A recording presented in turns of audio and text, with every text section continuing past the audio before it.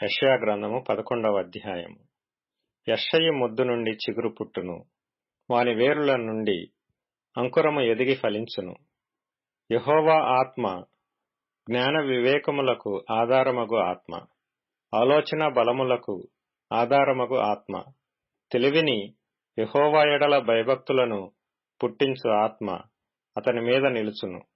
యెహోవా భయము అతనికి ఇంపైన సువాసనగా ఉండును. కంటి చూపును బట్టి అతడు తీర్పు తీర్చడు, తాను విను దానిని బట్టి విమర్శ చేయడు. నీతిని బట్టి బీదలకు తీర్పు తీర్చును. భూనివాసులలో దీనులైన వారికి యథార్థముగా విమర్శ చేయును. తన వాగ్దండము చేత లోకమును కొట్టును, తన పెదవుల ఊపిరి చేత దుష్టులను చంపును. అతని నడుమునకు నీతియు, అతని తుంట్లకు సత్యమును నడికట్టుగా ఉండును. తోడేలు గొర్రెపిల్ల యొద్ద వాసము చేయును, చిరుతపులి మేకపిల్ల యొద్ద పండుకొనును.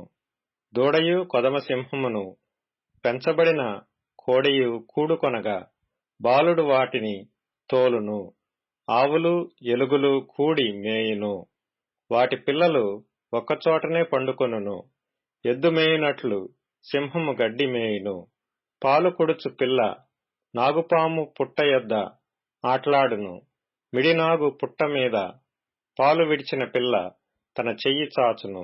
నా పరిశుద్ధ పర్వతమందంతటను ఏ మృగమును హాని చేయదు, నాశనము చేయదు. సముద్రము జలముతో నిండియున్నట్టు లోకము యెహోవాను గూర్చిన జ్ఞానముతో నిండియుండును.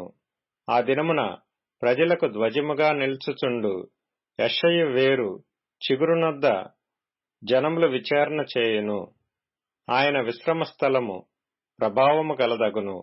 ఆ దినమున శేషించు తన ప్రజల శేషమును అష్షూరులో నుండియు, ఐగుప్తులో నుండియు, పత్రోసులో నుండియు, కూషులో నుండియు, ఏలాములో నుండియు, షీనారులో నుండియు, హమాతులో నుండియు, సముద్ర ద్వీపములలో నుండియు విడిపించి రప్పించుటకు యెహోవా రెండవ మారు తన చెయ్యి చాచును. జనములను పిలుచుటకు ఆయన యొక్క ధ్వజము నిలువబెట్టును. భ్రష్టులైపోయిన ఇశ్రాయేలీయులను పోగు చేయును. భూమి యొక్క 4 దిగంతముల నుండి చెదరిపోయిన యూదా వారిని సమకూర్చును. ఎఫ్రాయిమునకున్న మత్సరము పోవును. యూదా విరోధులు నిర్మూలమగుదురు. ఎఫ్రాయిము యూదాయందు మత్సరపడడు, యూదా ఎఫ్రాయిమును బాధింపడు.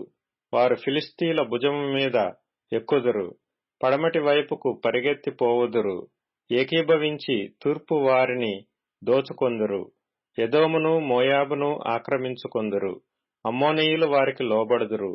మరియు యెహోవా ఐగుప్తు సముద్రము యొక్క అఖాతమును నిర్మూలము చేయును. వేడిమి గల తన ఊపిరిని ఊదును. యూఫ్రటీసు నది మీద తన చెయ్యి ఆడించును. 7 కాలవలుగా దాని చీలగొట్టును. పాదరక్షలు తడవకుండా మనుష్యులు దాటునట్లు దాని చేయును. కావున ఐగుప్తు దేశము నుండి ఇశ్రాయేలు వచ్చిన దినమున వారికి దారి కలిగినట్లు అష్షూరు నుండి వచ్చు ఆయన ప్రజల శేషమునకు రాజమార్గముండును.